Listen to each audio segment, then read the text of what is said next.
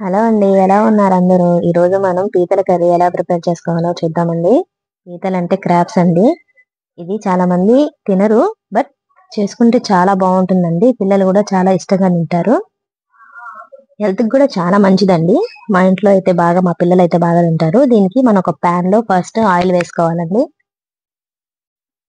Oil వేసుకున్న తర్వాత ఇది కొంచెం వేడికిన తర్వాత మనం దీనిలో ఆవాలు యాడ్ చేసుకోవాలి.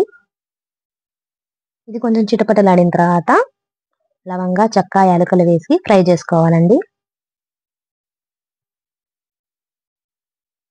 కొంచెం ఫ్రై అయిన తర్వాత మనం కట్ చేసి పెట్టుకున్న ఆనియన్స్ వేయాలండి. వేసి ఇది కొంచెం లైట్ గోల్డెన్ బ్రౌన్ కలర్ లో రావాలండి ఫ్రై.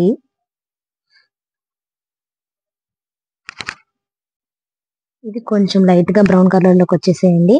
దాని తర్వాత దీంట్లో మనం అల్లం వెల్లుల్లి పేస్ట్ వేసుకోవాలండి.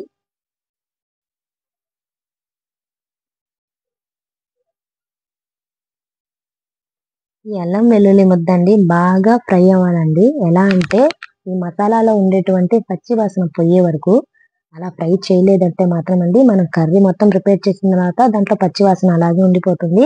ఇంకా కర్రీ టేస్ట్ కూడా మారిపోతుందండి.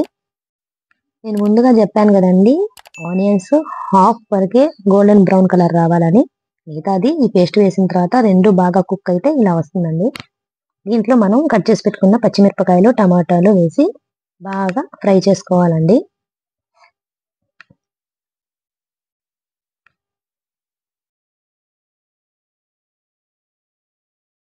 పచ్చిమిరపకాయలు ఇంకా టమాటాలు బాగా మగ్గిపోయేటట్టుంది.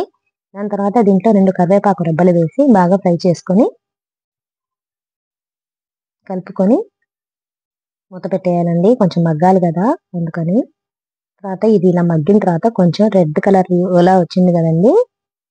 ఇలా వచ్చిన తర్వాత మనం పీతల కర్రీ అన్నాం కదా, ఈ పీతలకి నేను ఫస్టే ఒక హాఫ్ అన్ అవర్ ముందు, కర్రీ వండే హాఫ్ అన్ అవర్ ముందే ఉప్పు, కారం, పసుపు పట్టించి పెట్టానండి. ఈ మిశ్రమాన్ని దీంట్లో వేసేయాలి.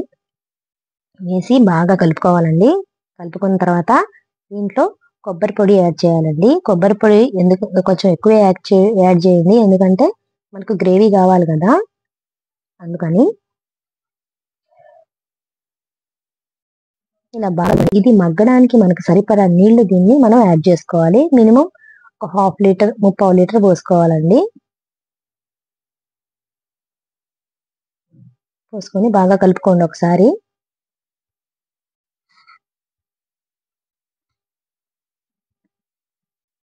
కలుపుకొని ఇలా కొరియండర్ ఆకులు అంటే కొత్తిమీర వేసుకోండి. దీనిపైన కొత్తిమీర వేసుకొని కలుపుకోవాలండి ఒకసారి. కలుపుకున్నాక దీన్ని మూత పెట్టి కొంచెం మగ్గించాలి. అంటే ఇలా పైన నురుగులా వచ్చింది కదండి, అలా రావాలన్నమాట. అలా వచ్చిన తర్వాత దీంట్లో ధనియాల పొడి,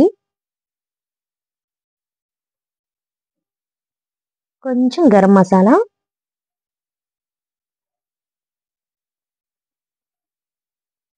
లైట్ గా చికెన్ మసాలా వేసుకోండి.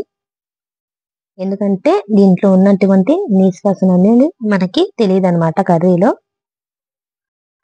కలిపిన తర్వాత దీన్ని మనం మూత పెట్టి 5 నిమిషాలు ఫ్లేమ్ మీద మగ్గిద్దామండి.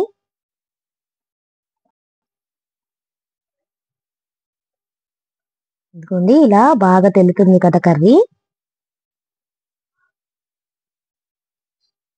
ఒక 20 నిమిషాల తర్వాత మనం తీసి చూస్తే ఇలా కర్రీ రెడీ అయి ఉంటుందండి. అంటే మనం వేసిన వాటర్ బాగా దగ్గర పడి చిక్కగా గ్రేవీ తయారైంది చూసారా, ఇలా అనమాట.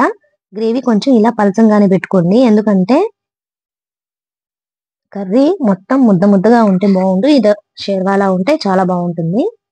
అంతేనండి, నేను చెప్పినటువంటి పీతల కర్రీ అయితే రెడీ అయిపోయింది. చాలా టేస్టీగా ఉంటుందండి. మా ఇంట్లో మా పిల్లలు అయితే చాలా బాగా తింటారు. ఈ వీడియో కనుక నచ్చినట్లయితే షేర్ చేయండి, కామెంట్ చేయండి, సబ్స్క్రైబ్ చేయండి. Thank you for watching.